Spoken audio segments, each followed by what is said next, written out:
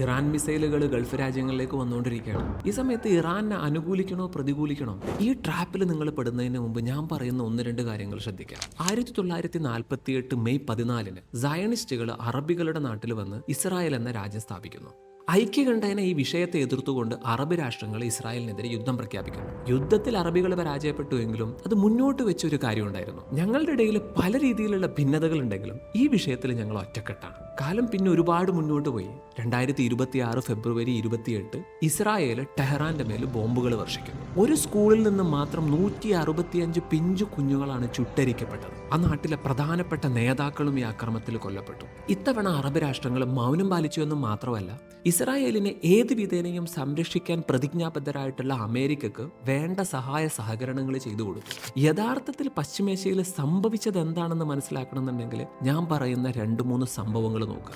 1979 ഇറാനിലെ അമേരിക്കൻ പാവ സർക്കാരിനെ മലർത്തിയടിച്ചുകൊണ്ട് റെവല്യൂഷണറി ഗവൺമെന്റ് നിലവിൽ വരുന്നു. 1980 സദ്ദാം ഹുസൈന്റെ ഇറാനെതിരെ യുദ്ധം പ്രഖ്യാപിച്ച സമയത്ത് അവസരം ഉപയോഗപ്പെടുത്തിക്കൊണ്ട് അമേരിക്കയും ഇസ്രായേലും ഇറാഖിനെ സഹായിക്കുന്നു. 8 വർഷം നീണ്ടുനിന്ന യുദ്ധം ഫലത്തിൽ ഇസ്രായേലിന്റെ മേഖലയിലെ 2 പ്രധാനപ്പെട്ട ശത്രുക്കൾ ഇറാനെയും ഇറാഖിനെയും ദുർബലമാക്കുന്നു. 10 ലക്ഷം മനുഷ്യരാണ് ആ യുദ്ധത്തിൽ കൊല്ലപ്പെട്ടത്. 1991 ഇറാഖ് കുവൈത്തിനെ ആക്രമിച്ച സമയത്ത് കുവൈത്തിനെ സംരക്ഷിക്കുക എന്ന പേരിൽ അമേരിക്ക അറബ് രാഷ്ട്രങ്ങളുമായിട്ട് ചേർന്ന് ഇറാഖിനെ തുരത്തുന്നു. യുദ്ധാനന്തരം യഥാർത്ഥത്തിൽ സംഭവിച്ചത് ഇസ്രായേലിന്റെ ലോകത്ത് തന്നെ ഏറ്റവും വലിയ സഖ്യകക്ഷിയായ അമേരിക്കക്ക് അറബ് രാഷ്ട്രങ്ങളിലെല്ലാം മിലിറ്ററി ബേസുകൾ ഉണ്ടാക്കാൻ പറ്റി എന്നുള്ളതാണ്. പിന്നീട് അറബ് രാഷ്ട്രങ്ങളിൽ നടന്ന പല യുദ്ധങ്ങളിൽ അഫ്ഗാനിസ്ഥാനിലും ഇറാഖിലും ലിബിയയിലും ലെബനോനിലും ഇസ്രായേലിന്റെ താല്പര്യങ്ങൾക്ക് വിരുദ്ധമായി പ്രവർത്തിക്കുന്ന നേതാക്കന്മാരെയും വ്യക്തിത്വങ്ങളെയും ഇല്ലാതാക്കിയെന്ന് മാത്രമല്ല, ഇസ്രായേലിന് അനുകൂലമായിട്ടുള്ള പാവ സർക്കാരുകളെ കൊണ്ടുവരാനാണ് അമേരിക്ക ശ്രമിച്ചത്.